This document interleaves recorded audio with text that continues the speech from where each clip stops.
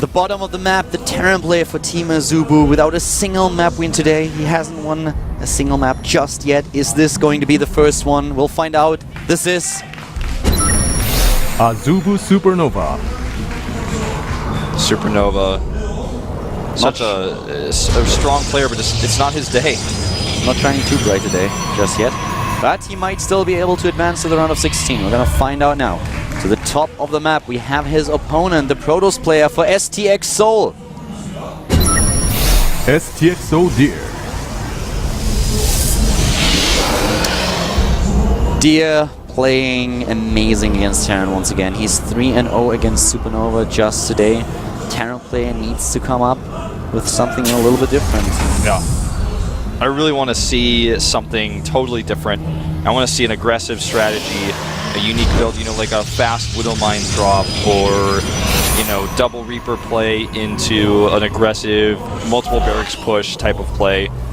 Something that would catch Deer off guard, because playing the straight up game with a CC first, or even a safe expand with one Reaper, it's just not working out for him, because the late game is where Deer really, really shines. He defends all sorts of harassments, he takes good engagements, he's great at fighting.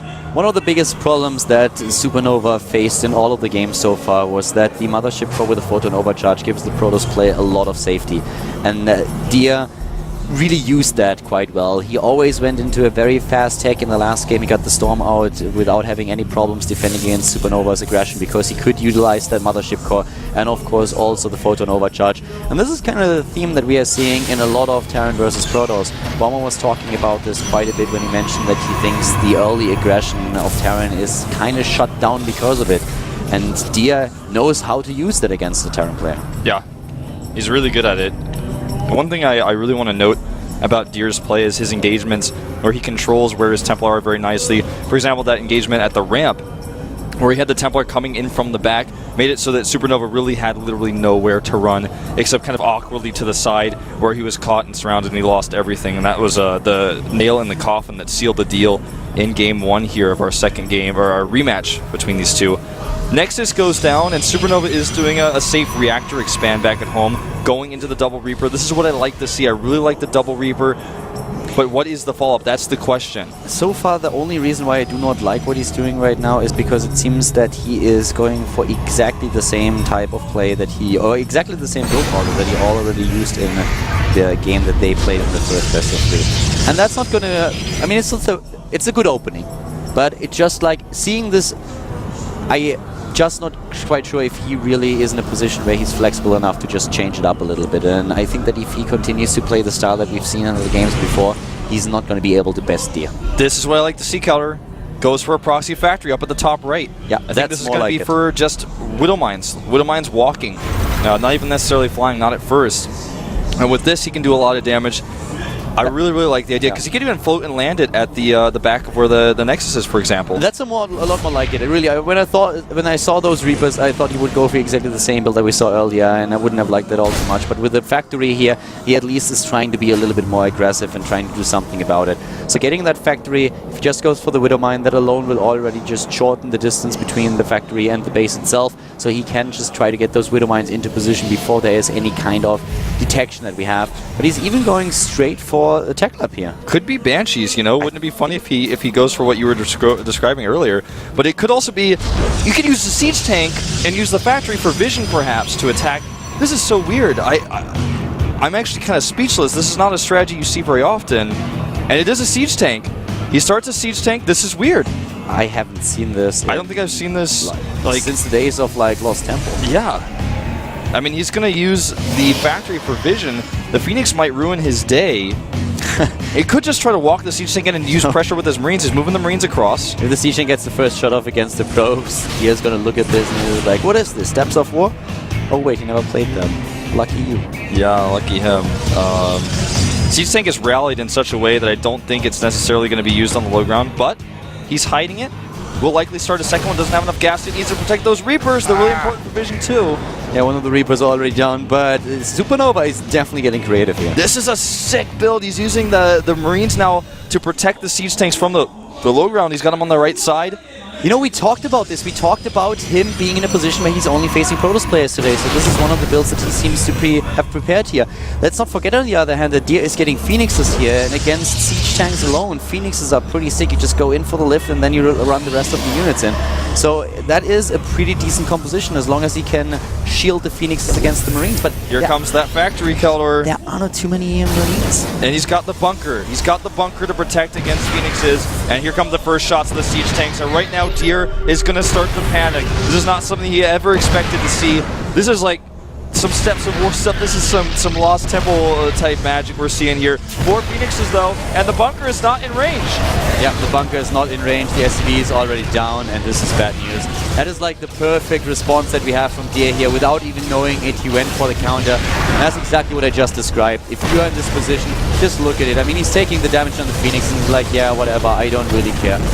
Trying to save it, a bit off with the timing. He's losing so much mining time, and there's also Widow Mine coming out. That Widow Mine is going to do numbers to the Phoenixes or the probes, anything it runs into, and he can continue to build them for quite some time. The Void right here, though, is the issue, and he's going to be able to take that siege thing out in seconds. Yeah, and that's exactly what he does, and of course he's focusing on the factory now right away. Just waiting for the Widow Mine to come out, and there we go immediately. All the damage, but oh, the Widow Mine actually burrows. Yeah, and he doesn't actually have any detection. He's going to need to make an Oracle. He doesn't have robotics. Yeah. This is, you know, I feel like things have really equalized here. SuperNova did force a lot of lost mining time, but his tech is in such an awkward place now. He lost his factory. Luckily for him, he started that starport first, so he will have metabags. Well, we have the Oracle now coming into play, so he's not going for any kind of robotics just yet. That would also take quite a long time to get the detection into the match, so with the Oracle, he will be able to do that.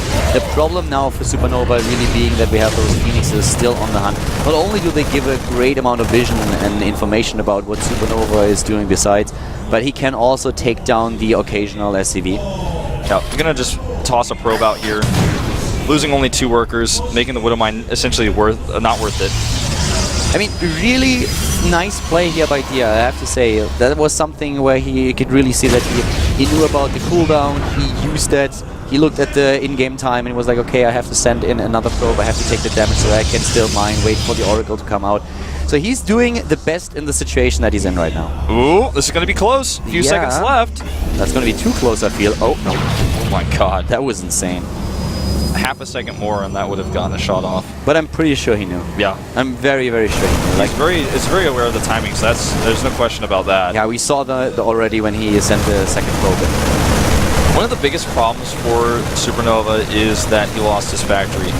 And, you know, at first glance it seems like, well, he already has his starport, but later down the road, when he needs to get those upgrades, he has to rebuild his factory and then his armory to be able to get 2-2. So that's going to be a big roadblock for him. I still want to emphasize that Dia was kind of a bit lucky with the opening that he chose here. If he goes for any kind of different opening, that siege tank aggression is going to do so much more for SuperNova.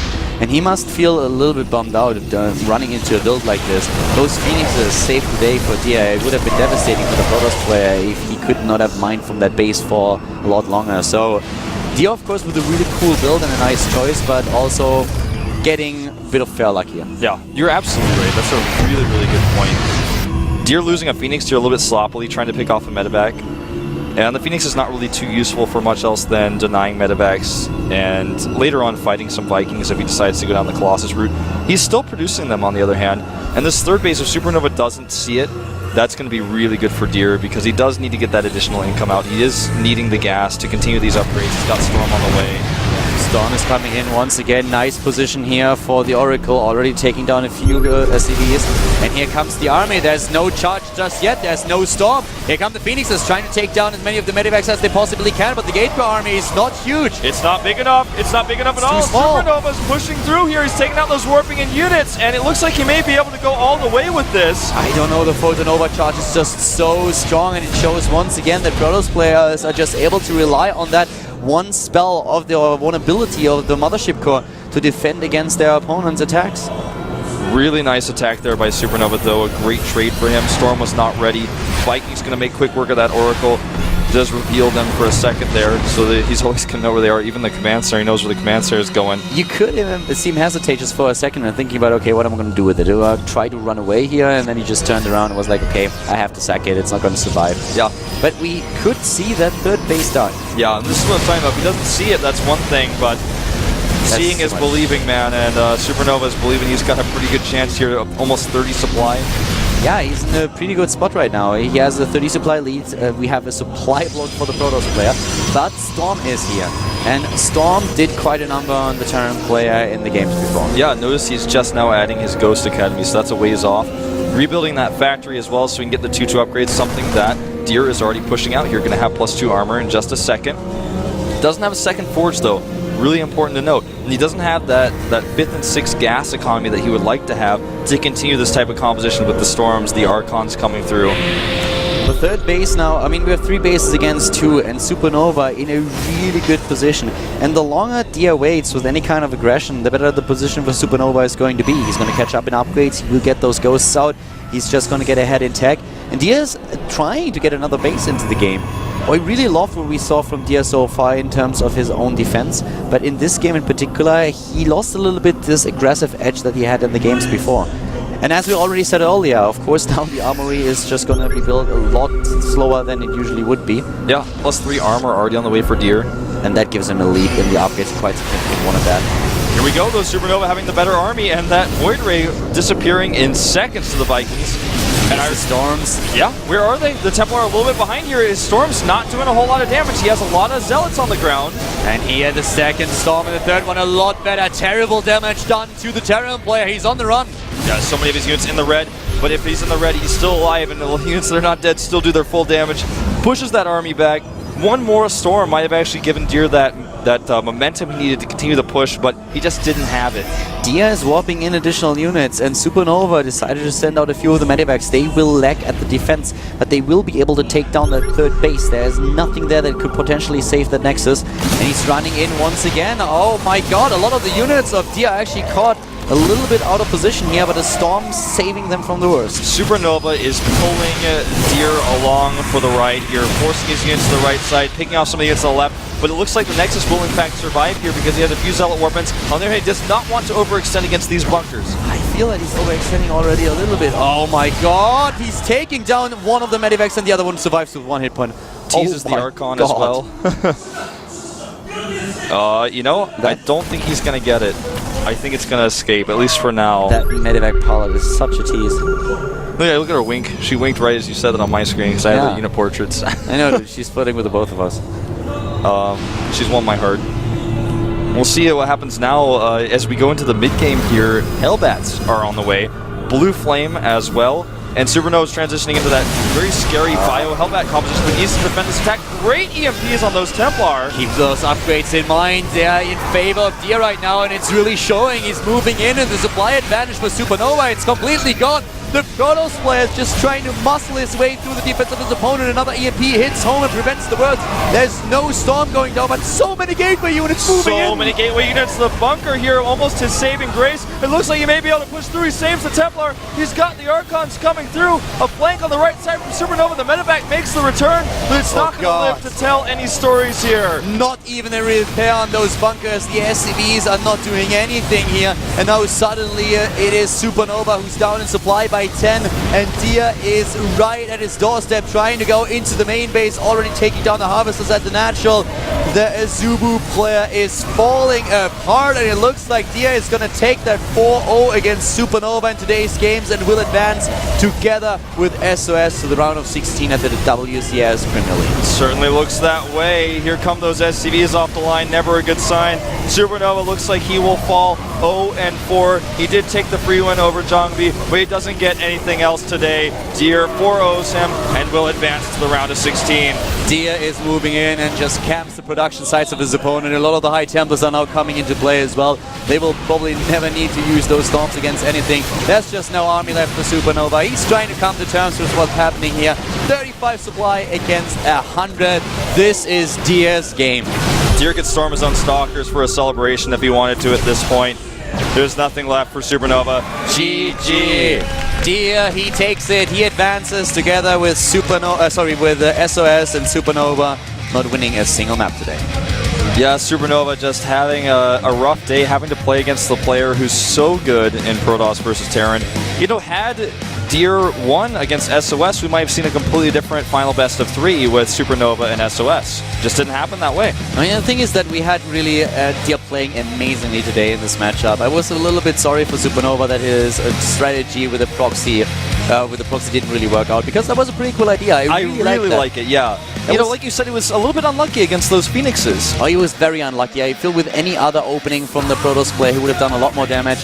And it was so innovative. I really liked it. It was just like something different, and that's exactly what we talked about. He faces 3 Protoss players today, so he kind of knew already the maps which he would play. And that's one of the newer maps, so that's something where you can play something goofy and a little bit gimmicky like that. And it looked really strong.